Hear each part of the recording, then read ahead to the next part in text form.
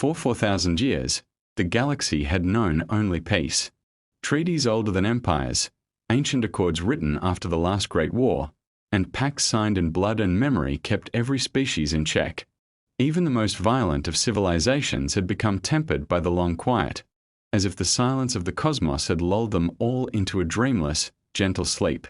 And in that vast stillness, humanity had risen, not as conquerors, not as warriors, but as healers. No species in known space invested in hospitals the way humans did. No one built medical stations the way they did. Sanctuaries orbiting quiet moons, staffed by volunteers from a dozen civilizations, filled with the sweet hum of healing nanofields and the warm glow of recovery wards.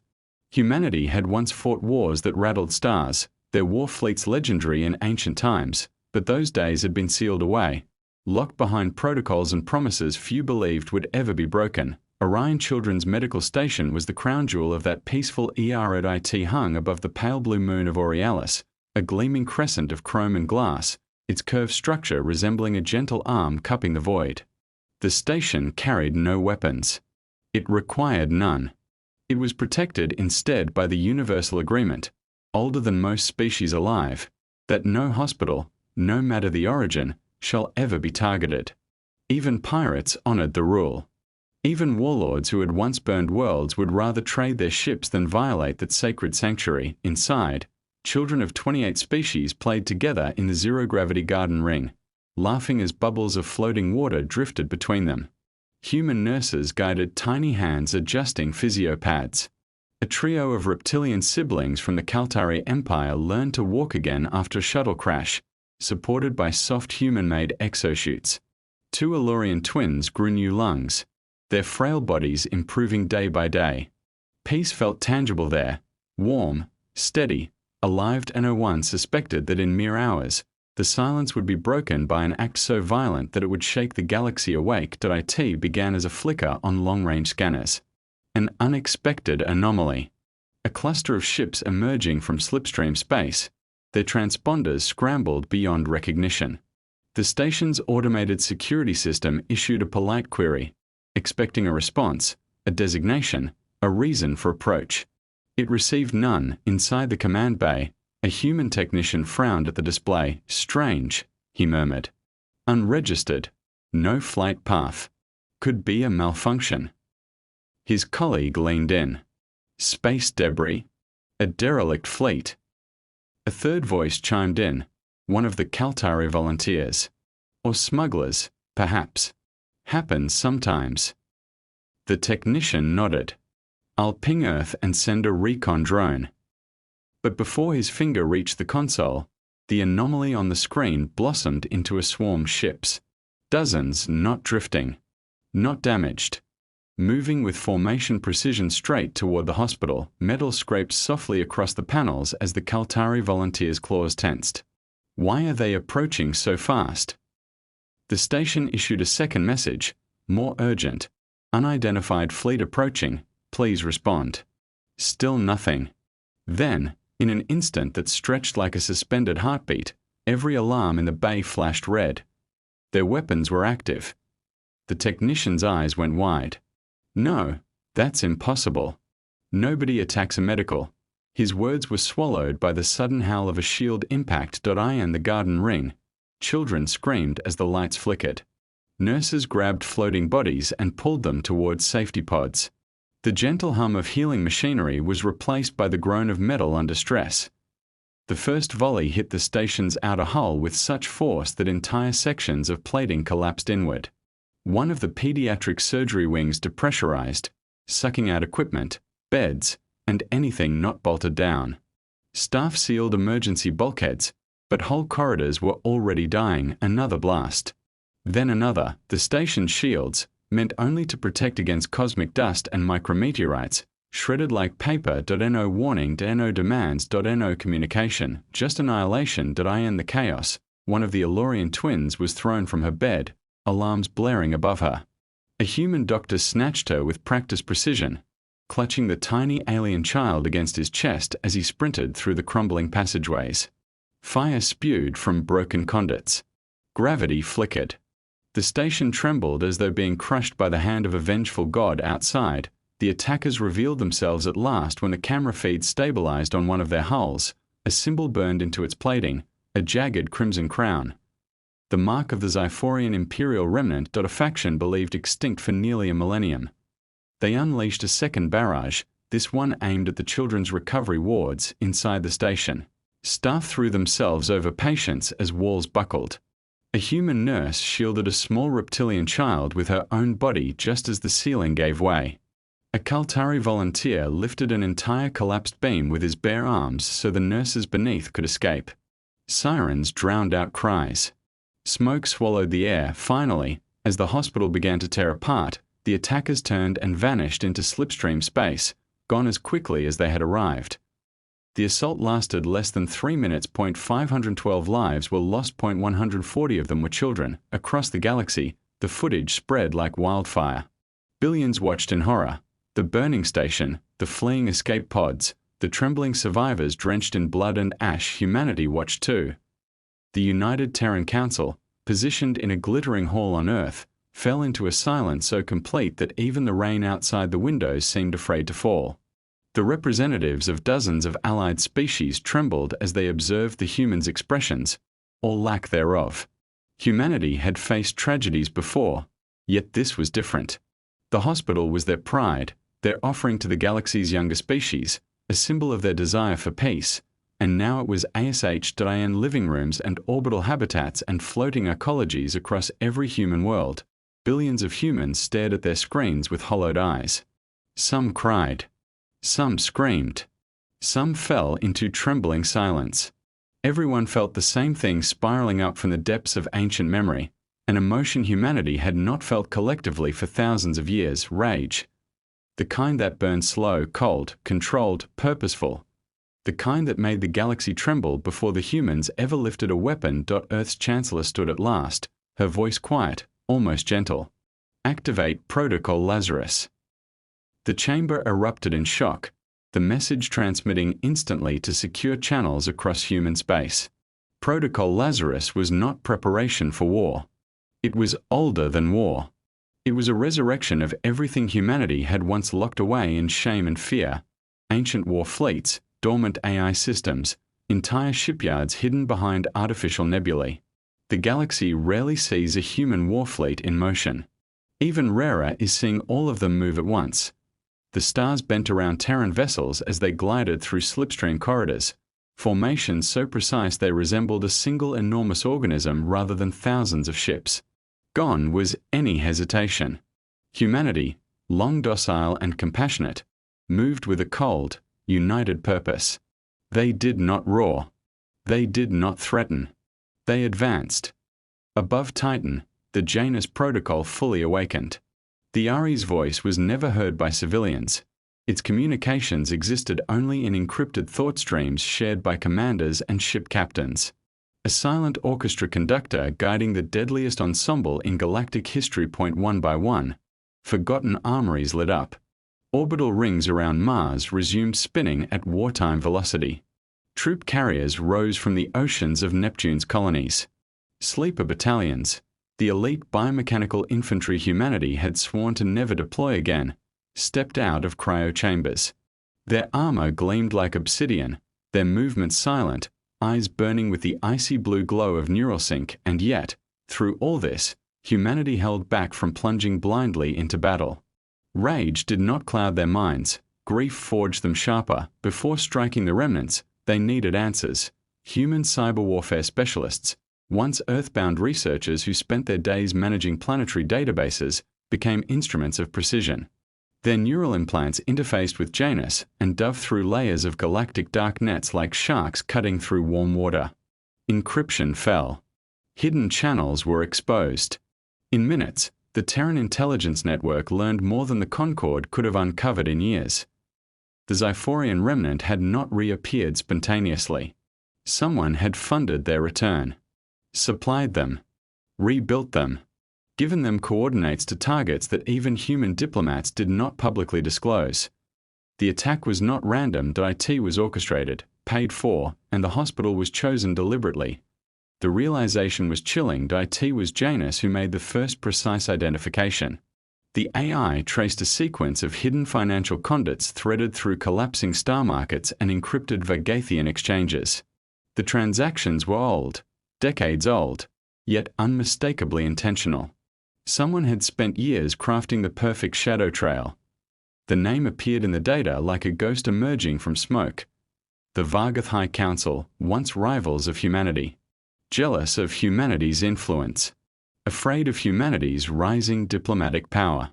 Afraid that the galaxy saw humans as arbiters of peace, healers of worlds, and so the Council had sought to prove humanity was weak. That the galaxy's protector could be scarred. That humanity's morality could be shattered. They believed humans had become soft. They would soon learn the cost of that misjudgment. The first clue pointing toward the remnant base came from a surrendered shuttle. A single remnant officer, barely more than a youth, sat trembling in a containment field aboard a Terran intercept cruiser. His scaled hands twitched nervously. We didn't know it was a hospital," he insisted. "We were told it was a Terran military laboratory." A lie. His eyes betrayed him. Human interrogators did not shout. They did not threaten. They simply watched him with an unblinking patience that was somehow more terrifying. Janus sifted through the officer's memories, not reading his mind, but analyzing micro-expressions, pulse changes, neural spikes. The AI whispered data into the lead investigator's neural link. The truth surfaced quickly. The remnant were mercenaries. Pawns. Paid to die. Paid to strike a target they had been told was a weapon facility. They were given falsified schematics, doctored intel, fake Terran military signatures. The remnant didn't know they were targeting children, which meant the Vargath Council had lied to their own mercenaries. Humanity's rage sharpened into something colder. More controlled, now they had a target. Human scout ships descended upon the remnant outpost located in the burning nebula, a swirling cloud of crimson and gold gases illuminated by an unstable star. The outpost appeared small, insignificant, hidden between the folds of ion storms. But the remnants within operated with a bold arrogance, believing humanity was still in diplomatic paralysis. They never sensed the silent Terran warships that slipped through the nebula like shadows. Inside the outpost's command chamber, remnant officers reviewed partial footage of the hospital attack, unaware that their downfall was already upon them. "The humans will not retaliate," one officer scoffed. "They are healers, diplomats. Their fire has long been extinguished." Another laughed. "The galaxy idolizes them. They won't risk their precious reputation over." A siren cut him off. A blinding blue light washed across the chamber. Terran ships decloaked around the station in a perfect spherical formation. Every cannon, every rail lance, every coil gun trained on precise, non-lethal points. Their aim was surgical. Controlled. Who are they?" A remnant officer whispered, his voice trembling. A transmission appeared on their displays. No face, no image, only a voice, calm, neutral, without emotion. "You are ordered to surrender immediately. Resistance will not be tolerated." The remnants froze. The stories were true, then. The humans had awakened. The outpost surrendered without a single shot fired. From the captured databanks, humanity extracted everything: communications logs, payment records, encrypted coordinates. Each line of evidence painted a clearer image of the puppet masters behind the attack. The Vargath Council had orchestrated the entire massacre, hoping to provoke chaos, diminish human standing, and fracture the galactic peace. But instead, they had united humanity into an unbreakable spear. The Core Concord attempted diplomacy again, urging restraint. They feared that if humanity unleashed its full military might, the galaxy would be reshaped forever. Humanity thanked them again. Then they ignored the advice. They were not seeking conquest. They were delivering justice. The preparation for the Vargath campaign began with a level of precision that shocked even Janus's algorithms. Human fleets mapped every known Vargath system. They studied orbital paths, civilian population centers, military facilities, political hubs. They plotted strike routes that disabled defenses while minimizing civilian casualties. They crafted a plan so efficient that it felt almost inevitable, Like a star collapsing into a supernova, planetary defense networks hummed to life, marine battalions sharpened their armor, engineers tuned warp lances until their beams could split atoms with surgical delicacy. The Council of Earth convened one final time before the campaign began in a chamber filled with diplomats, commanders, healers, scientists, and survivors of the hospital attack. The debate unfolded, not about whether justice was needed, but how far they should go. Some urged mercy, some demanded retribution, most argued for balance. "We do not wage war on civilians," one ambassador insisted firmly. "We never have. We never will." "No species shall fear us," another said. "Only the guilty shall." The vote was unanimous. Humanity would dismantle the Vargath regime with minimal loss of life. They would target only military and political infrastructure. They would spare civilians. They would remove the architects of the massacre without burning a single helpless world. This decision shook the galaxy more than any fleet movement, because it confirmed what every species had feared and admired since the first Terran emissaries walked among the stars. Humans were not monsters. They were something far more dangerous. They were righteous. With the final approval given, the human fleets moved into formation around Vargath's base. Thousands of engines ignited at once, filling the void with shimmering trails of azure light. Drones spread out in perfect synchrony. Slipstream corridors bent open, pathways carved through the fabric of space by computational precision no other species possessed. The Vargath Council, watching the movement through surveillance networks, felt panic for the first time in centuries. They knew what was coming. They knew there was no escape, and so began the Vargath War. Terran fleets entered the first Vargath system with silent grace. Their ships cut through the darkness with smooth efficiency. Defense platforms attempted to lock onto targets but failed, their systems jammed by Janus before they could fire a single shot. Human vessels disabled weapon batteries, severed power grids, and immobilized fleets with non-lethal strikes. Entire armadas were rendered useless without a single casualty. The message was clear: humanity was here, humanity was angry, humanity was still merciful. News spread rapidly. Vargath soldiers surrendered in droves. Their civilian population huddled in fear, expecting their worlds to burn. But human marines landed only on military bases, avoiding cities entirely. They treated wounded enemy soldiers, provided food to frightened families, and restored power to hospitals their own leaders had neglected. It was an uncomfortable truth for the Vargath people to face. Humans treated Vargath civilians with more compassion than their own government ever had. The siege of Carthos Prime, the Vargath homeworld, became the defining moment of the war. Carthos Prime was a fortress planet, its shields powered by a multi-core reactor deep beneath the surface. Ancient weapons from the pre-peace era slept beneath its crust, planetary lancers capable of vaporizing ships from orbit. The Vargath Council believed these relics would protect them. Humanity knew better. The Terran fleet emerged from Slipstream above Carthos Prime in a formation so vast it eclipsed the star itself. The Vargath defenses activated instantly, ancient weapons roaring to life. But humanity's response was swift. They deployed the planetary shield breaker, an enormous device humanity had vowed never to use again. It hung in orbit like a black sun, gathering quantum filaments into a single focus beam T 100% power. It could crack continents T 30%. It could disable shields without harming the planet. Humanity used it at 28%. The Vargath shield collapsed in a brilliant flash. Human vessels descended with pinpoint accuracy. They targeted defense towers, military barracks, orbital cannons, never once striking a civilian structure. Sleeper battalions landed on the Council citadel itself, cutting through guards without killing them. Human medics treated wounded Vargath as they advanced. Within 3 hours, the citadel fell. The Vargath High Council was captured alive. Their trial was held not on Earth, but before the Galactic Tribunal, per ancient law.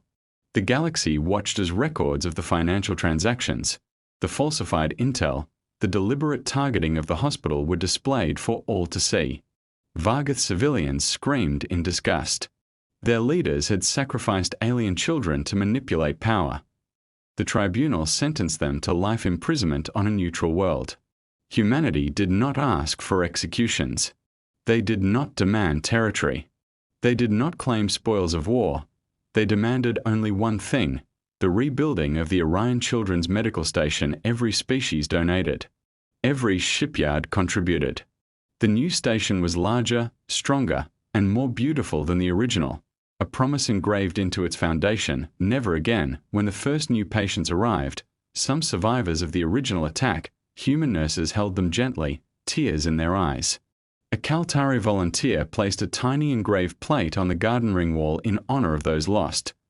The galaxy changed after that war. New laws were written, declaring hospitals sacred and untouchable. Any attack on civilians anywhere became a crime punishable by the united might of all species.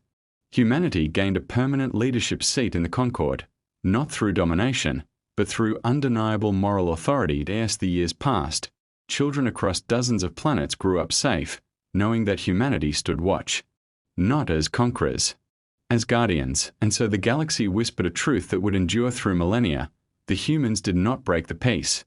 They enforced it, not with tyranny, not with conquest, but with the fierce, unyielding love of a species that still remembered the cries of the children lost in the fire. And somewhere among the stars, under the warm glow of the rebuilt medical station, children slept peacefully, watched over by the quiet, eternal promise humanity had carved into the cosmos.